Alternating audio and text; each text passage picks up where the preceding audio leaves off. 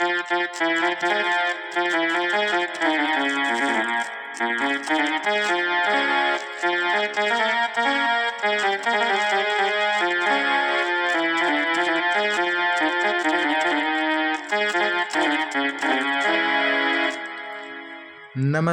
मित्रों, स्वागत है आपका हमारे YouTube चैनल आदर्श के म्यूजिकल जुनून चैनल पर।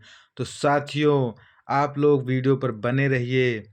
और आज हम एक बहुत ही अच्छा सॉन्ग, जो कि भोजपुरी सॉन्ग केहू दुनिया में नइखे तोहरा सिवा, बहुत ही प्यारा गाना आप लोग के सामने लेकर आए हैं, जो कि पियानो पर प्ले करके बताएंगे। आप लोग वीडियो को बने रहिए। धन्यवाद।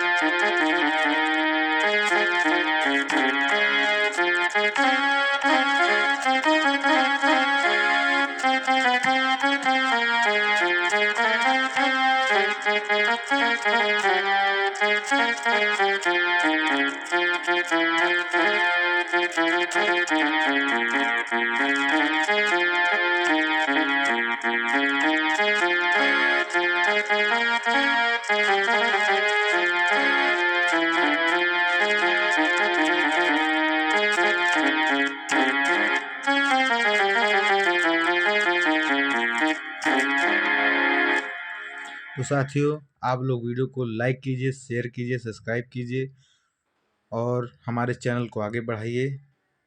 मिलते हैं अगली वीडियो में। धन्यवाद।